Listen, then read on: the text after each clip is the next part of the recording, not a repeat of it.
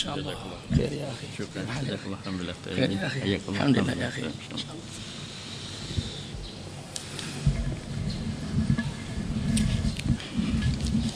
Bismillahirrahmanirrahim. Alhamdulillahirabbil alamin.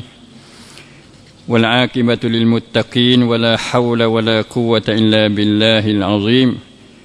Wa la 'udwana illa 'alal zalimin. Rabbana zalamna anfusana wa lan taghfir lana wa tarhamna lanakunanna minal khasirin. Rabbana atina fid dunya hasanah wa fil akhirati hasanah wa qina azabannar. Amma ba'd. Mari kita sambung lagi insya-Allah, oleh kerana cerita kita ni belum habis lagi, sangkut paut dengan pengubatan Islam terhadap orang-orang yang ditimpa bala dan ujian Allah Subhanahu wa taala. Yang ketiganya, Islam beritahu katanya ujian Allah adalah mempunyai bermacam-macam ujian. Bukan satu dan bukan dua. Dan macam-macam orang.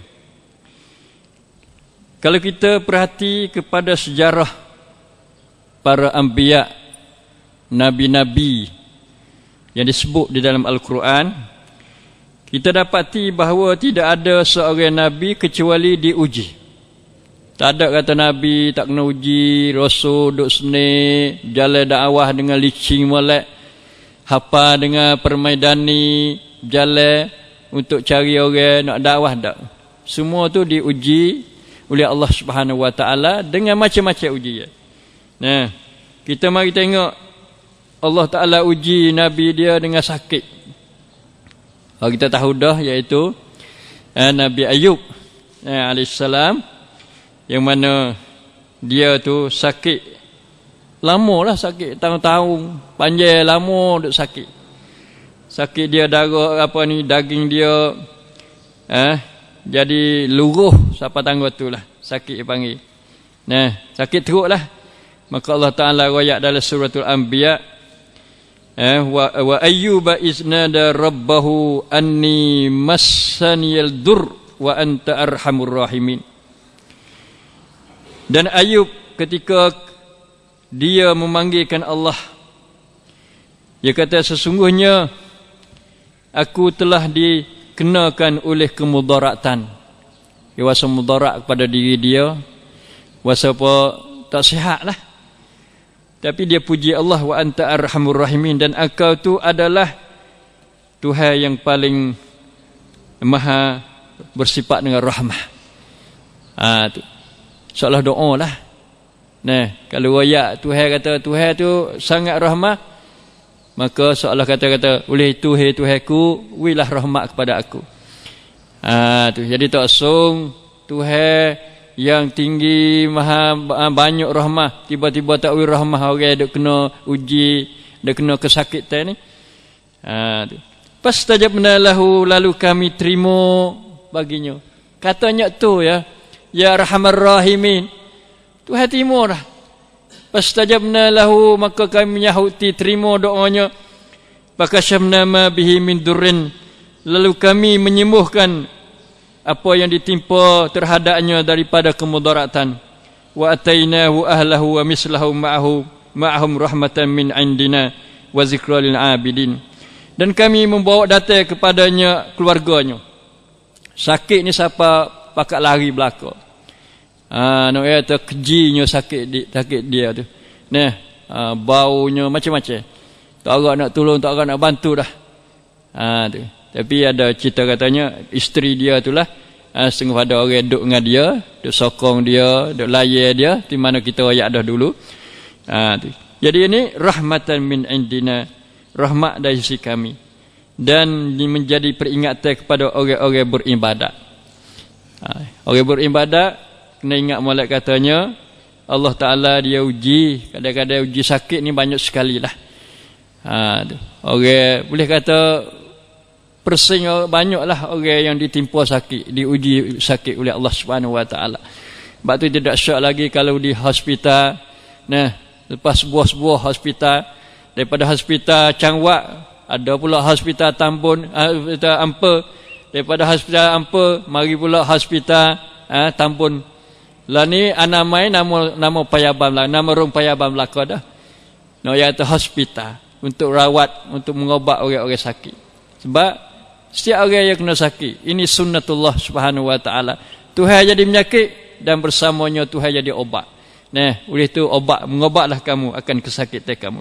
Ini Nabi Ayub, ada di kalangan Nabi yang Tuhan uji dengan sakit. Tuhan uji orang lelaki dengan isteri yang buruk akhlak, isteri yang jahat. Na'udzubillahi min zaujah sayyi'ah. Tu. Tak ada arah. Ini zaman Nabi, ayat zaman Nabi ni, iaitu isteri Nabi Nuh dan isteri Nabi Lut. Dua orang ni panggil jadi isteri yang tak boleh kita ambil bab yang. Tak boleh kita buat contoh daripada dua orang ni. Kerana dia daripada orang yang jahat akhlak. Orang tak ada panggil yang molek yang baik. Iaitu Allah sebut dalam surah At-Tahrim, daraballahu masalan lillazina kafaru imra'atan Nuh wa imra'atan Lut kanata tahta 'abdain min ibadina salihain fa khanatahuma falam yughniya anhuma minallahi syai'a wa qila dukhulan nar ma'ad dakhilin. Allah memukul buat perumpamaan bagi orang-orang kafir. Tengok orang kafir, katanya ada isteri Nabi yang jahat, iaitu isteri Nabi Nuh dan isteri Nabi Lut. Dua-dua orang ini duduk di bawah belah dua orang hamba yang soleh. Kadang-kadang ada suami soleh, masya habis soleh muslih kadang-kadang. Bukan mudah. Soleh diri dia muslih tu, dakwah orang, duk ajar orang, duk pengajar pada orang. Tapi isteri dia tak ada arah, belah dah tak jadi. Dengan kehendak Allah Subhanahu wa taala. Nak bagi contoh dan nak kata ada dalam keluarga isteri yang tidak baik. Lagu mana tak baik dia? Fakhonatahuma khina dakwah, khina wajib, khina apa ni? Amalan-amalan yang dikerjakan oleh dua orang Nabi yang salihai ini tadi. Ini contoh buruk yang dibawa oleh Al-Quran supaya kita ambil pengajaran. Isteri-isteri, jangan kita bersifat berakhlak yang buruk tak molek. Terutama kepada suami. Ya sebenarnya kita kena bantu, tolong, sokong pekerjaan suami. Lebih-lebih pekerjaan untuk Islam. Tak begitu? Dalam suatu hadis, Nabi SAW, hendaklah kamu cari wiada. Nabi kata, hendaklah kamu cari wiada, lidah yang berzikir, hati yang syukur, hati yang bersyukur. Lepas tu, isteri yang solihah, mukminah, yang membantu urusan suami untuk akhirat. Untuk akhirat maknanya gapo suami kerja kerana Allah, untuk agama lah. Kita sokong dia, tolong dia. Dia di sayap kiri kita, dia sayap kanan kita, dia di sayap kiri. Dia kaki kanan, kita di kaki kiri. Tu dia boleh ada dua tangi, dua kaki berjalan kerja Islam. Terutamanya dalam beribadat kepada Allah Subhanahu wa taala. Kalau suami kelik letih daripada kerja, tidur tak jaga, kita gerak. Masuk dah subuh, hari baik dah bangun. Tolong dia. Tolong di urusan akhirat. Suami akan mendapat pahala yang besar. Dan itulah panggil suami isteri salihah. Jadi salihah yang tu'inuhu ala amril akhirah, yang membantu tolong suami dalam urusan akhirat. Usaha dakwah, usaha kerja untuk Islam. Jangan duk jadi khianat lawan dia, ada sekat jalan dia. Itu panggil nanti kita jadi semacam isteri Nuh dan juga isteri Lut. Sebaliknya pula, ujian Allah terhadap isteri dengan suami yang jahat. Ada juga, jadi dua mari. Molek juga, itu tak adil pula. Duk ayat kata isteri saja orang tino buruk, orang tino jahat, orang tino tak molek. Mari kita tengok suami tak molek pula. Hak ni tak ada orang lain, iaitu Firaun ni lah. Fir'aun, Asiyah isteri Fir'aun yang dia mana dia orang soleh mukminah. Cerita Fir'aun ni cerita dengan orang perempuan dua orang, satu Masyitah, orang duk sisir rambut anak perempuan dia tu. Ginnatah tu kata, Allah Tuhan aku. Nah, tu. Jadi buat tahu anak dia royak ke dia tu, jadi ambil selalulah. Ambil seksa, ambil gapo. Ini begitu juga panggil Asiyah pun sepatu juga. Siapa dia kena seksa, kena buat nyanyo, siapa Asiyah ni berdoa kepada Allah Subhanahu wa taala, iz qalat rabbi ibnili 'indaka baitan fil jannah wa najjini min fir'auna wa 'amalihi wa najjini minal qaumil zalimin. Ya Allah, ya Tuhanku, binalah untukku di sisi Engkau satu buah rumah dalam syurga. Sebab apa yang minta rumah? Kerana dia duduk dalam kota dah. Kota mahligai Fir'aun lah ke mana? Nah, sepuluh saat ni je lah. Sepuluh raja ni, raja hak mari Malaikat Maut tu. Ada belaka, nak gapo boleh belaka dia. Tu. Bukan je raja aja, dia Tuhan kata dia tu. Faqala ana rabbukumul a'la. Siapa tangga tu dan dia kata aku ni adalah Tuhan kamu yang tertinggi sekali. Lalu dia sebab itulah menasabah dengan dia duduk atas dunia tu, duduk alam mahkota dah, mahligai dah, tempat sedap dah. Lalu dia minta menasabah dengan kedudukan dia di dunia. Lepas tu pula wanajini. Hak ni wilpah pada Firaun. Nyakit Firaun. Kezaliman Firaun. Penindasan Firaun wilpah. Wa amalihi dan amalan dia. Lepas tu minta wilpah semua kaum-kaum yang zalim. Masuk belaka. Dia zalim, kita minta selamat. Nabi pun dia berdoa seperti juga. Ya kita takut. Orang zalim ni kita takut. Orang berdeki lagi Quran suruh takut juga. Qul a'udzu birabbil falaq tu lah. Min syarri hasidin idza hasan. Daripada orang yang berdeki apabila berdeki takut. Walaupun Tuhan dia jaga dah, dia jahat dah, Tuhan nak buh dalam neraka dah, Tuhan nak turun bala atas dia dah, tapi Tuhan suruh takut juga, minta berlindung daripada dia. Sebab dia buat, dia kesal juga dengan apa kehendak Allah Subhanahu wa taala. Batu Nabi dia berdoa, dia kata, Allahumma inna naj'aluka fi nuhurihim wa na'udzubika min syururihim. Tambah situ selagi. Ya Allah, aku jadikan kamu ditekak orang-orang yang jadi musuh kepada aku. Orang nak khianat aku. Dia Tuhan tekak dia, mana Tuhan ambil dia lah. Wicikik tekak dia kerana, pulah tekak dia lagu mana. Ada juga pasal itu. Tapi dengan doa. Cara tu. Lepas tu, wa min syururihim. Wa na'udzubika min syururihim. Dan minta beliau pada kejahatan mereka itu. Kalau berlaku, kejahatan dia tu kadang-kadang membawa kepada kita tak sabar. Jahatan yang teruk, yang zalim teruk macam Fir'aun dan orang sebagainya. Sebab tu, wa najjini minal qaumiz zalimin, molek dah. Kerana orang-orang lain lagi. Ini panggil sunnatullah juga ni. Fir'aun zaman mana dulu lagi, tapi zaman lah ni ada lagi Fir'aun. Fir'aun dalam bentuk pemerintah, Fir'aun dalam bentuk orang pedebai, orang mutakabbir, orang yang sombong, orang yang bengih, kasar, buat kepada orang teruk-teruk. Na'udzubillah min zalik. Yang minta jauh pada hati orang yang zalim, orang buat nyanyo ke orang dalam apa bentuk sekalipun. Itu dengan suami yang jahat. Dengan anak pula, anak deraka. Nabi juga. Iaitu Nabi Nuh AS. Ini dengan anak. Allah na'udzubillah min waladin dia panggil kata anak yang deraka. Wa nada Nuhun ibnahu wa kana fi ma'zilin ya bunayya arkam ma'ana wa la takum ma'al kafirin. Ini ceritalah, cerita Nabi Nuh panggil anak dia, mari, dia kata, mari naik perahu bersama kami ni. Tu. Panggil anak dia, Allah. Anak pun tak dengar.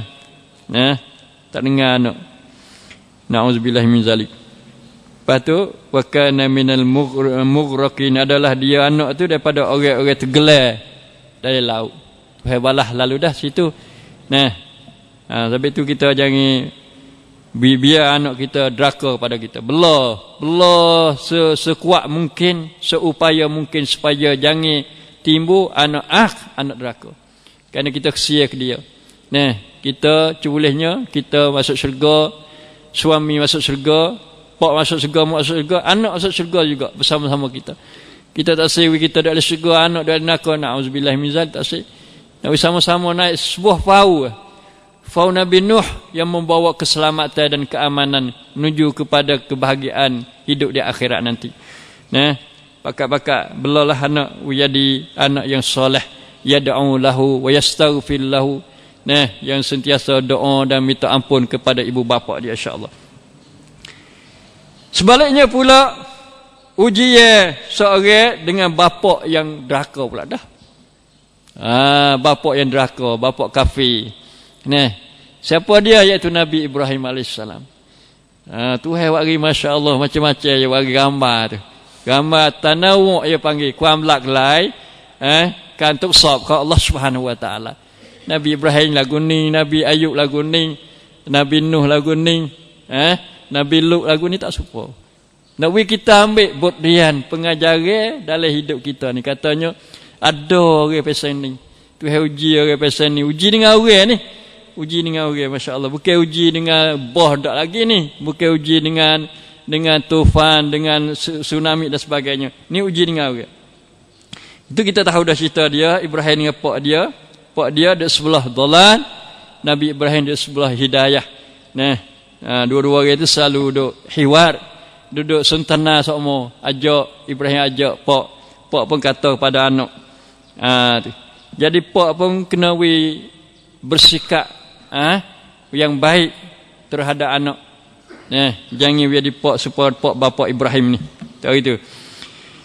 Kemudian kita Nabi Ibrahim lagi pula diuji dengan kaum dia. Bakar Nabi Ibrahim dan pula Nabi kita Muhammad sallallahu alaihi wasallam banyak diuji dia, nak bunuh, bawa halau keluar daripada negeri Mekah, hamba Nabi dan macam-macam ujian yang dibuat oleh mereka itu. Itu lebih kurang yang kita dapat belajar hari ini, sangkut paut dengan masalah ujian Allah Subhanahu wa taala. Cuma di sini nak ayat satu cerita yang menarik juga, iaitu ceritanya ada seorang yang dia tu dia jadi pekak wazir dia baik dengan seorang pemerintah pada zaman lepas ada Nabi matilah, lepas ada zaman sahabat dah. Tiba-tiba dia jatuh kesusahan, tak ada nak makan ya, bukan apa ada, tak ada nak makan dia. Lalu nak buat lagu mana dia? Nah, jadi dia kata satu hari dia tu duduk dalam kesusahan yang berat dia, dan dia musafir. Dalam perjalanan dia musafir, tak ada nak makan, cuma wasa nak makan daging. Tu nama Mahlabi Abu Muhammad Hasan bin Muhammad bin Harun. Dia pernah jadi wazir kepada Mu'az Daulah pada masa dulu. Lalu dia baca syair. Dia baca syair tak apa orang. Dia kata makna dia mudah-mudahan, dia kata mana mau dijual aku nak belinya, dia kata. Tanya duk mana mati, duk mana aku nak beli, dia kata. Nak beli mati. Sebab apa? Sebab hidup ni tidak ada kebaikan padaku. Duk dunia tak ada baik dah. Baik mati lebih baik, tapi tak ada orang jual, dia kata. Mana tak jual, dia kata. Dia kata sesungguhnya mati itu sedap. Kalau dia mari, sebab aku boleh menyelamatkan daripada hidup yang dibenci atas dunia ni. Sebab tak ada spare nak makan, susah sangat. Ada berkali orang mikir supaya dia ada, tapi orang mikir macam itu dia bunuh diri lalu dah. tuju getoknya, tuju panggil bangunnya tinggi-tinggi, mati selalu dah. Nak lari lepas daripada panah dia. Tapi ni dia bersi'ir dulu. Nah, sementara dia nak itu tu. Dia kata, aku tengok kubur jauh. Aku nampak kubur jauh. Nah, acu bolehnya nak pergi kubur dekat dengan aku. Dia kata. Nah, lepas tu tak ada orang, dia kata, orang nak sedekah dengan mati atas saudara dia. Ada ke tak? Tiba-tiba ada orang duk pergi dengan dia seorang, orang duk menggiringnya, temen dia seorang. Nama Abdullah As-Sufi. Nah, bila dia dengar syair tadi tu, dia beli daging 1 dirham. Sikit ya, 1 dirham ni banyak mana sangat daging 1 dirham. Lepas tu dia pergi rebus, dia pergi masak, dia pergi makan. Lepas tu dia pecah 2 orang tu. Gilah masing-masing pergi. Tiba-tiba orang susah Abu Muhammad Hasan tadi, hadap syair tadi, dia boleh jadi wazir dia. Jadi Ratna Menteri dia. Itu. Jadi Ratna Menteri. Lepas tu pula berlaku kepada orang hak beli daging 1 dirham kepada dia, susah juga waktu yang bersapi. Tak ada nak makan. Tapi dia rasa nak makan daging juga. Nak support dengan orang yang beli tadi. Dia pun syair juga. Dia kata, tolonglah kata kepada wazir, aku telah tebuh diri aku. Nah, siapa kalah perkataan aku, takut-takut dia lupa. Aku ingat masa dulu dia kata kepada aku dia susah. Nah, sehingga dia kata cari mau nak beli, tak ada orang jual kata. Ya siapa perkataan itu. Lalu dengar oleh wazir tadi. Wazir pun waktu beli duit 700 dirham. Beli daging kepada teman dia tadi. Tu. Bapa boleh dia beli 700 dirham. Dia ambil waktu beli duit 700 dirham. Dan dia tulis di kain copan dia kata, tulis ayat Quran, masalul ladzina yunfiquna amwalahum fi sabilillah kamasali habbatin ambatat 7 sanabila fi kulli sumbulatin 100 habbah wallahu yudha'ifu liman yasha wallahu wasi'un alim. Ayat ni apa dia? Ayat ni Allah Ta'ala buat perbandingi orang yang belanja pada jalan Allah harta dia supaya benih 1 biji. Nah, benih 1 biji benih molek ni bila ditanam ia tumbuh 7 tangkai. 7 tumbuh. Tiap-tiap tangkai ada 100 biji buah. Tumbuh padi atau gandum tumbuh 700. Jadi capur mari 700. Dia ambil ayat ni buat munasabah, orang dia so 1 dirham, dia balas 700 dirham. Nak ambil berkat dengan ayat Al-Quran tadi yang memberitahu tentang kelebihan orang belanja pada jalan Allah Subhanahu Wa Taala. Ini cerita orang kena uji. Ada seni, ada susah, ada suka dan duka. Masa dia dah. Maka kita insya-Allah Taala bila kita faham haning, maka kita pula mari tolong dan bantu orang-orang kena uji. Dan ini juga satu dia dalam Islam daripada hadis Nabi, iaitu Nabi kata, man naffasa mu'minan an min kurbatin min kurabid dunya naffasallahu anhu kurbatan min kurabi yaumil qiyamah. Siapa-siapa yang dia meselamatkan saudara dia orang muslim satu kesusahan di dunia ini, nascaya Allah selamatkan dia satu kesusahan pada hari kiamat nanti. Ini cara dia, cara nak mengobati orang yang kena susah melalui semangat kepada orang tak susah. Melalui semangat kepada orang yang lain supaya dia waktu baik apa-apa untuk nak selamat dia. Supaya kita ada belanja, ada bantu, sama ada di Suria, sama atau orang-orang Islam Rohingya, sama ada di Burma sendiri atau di tempat-tempat kita yang dia lari masuk.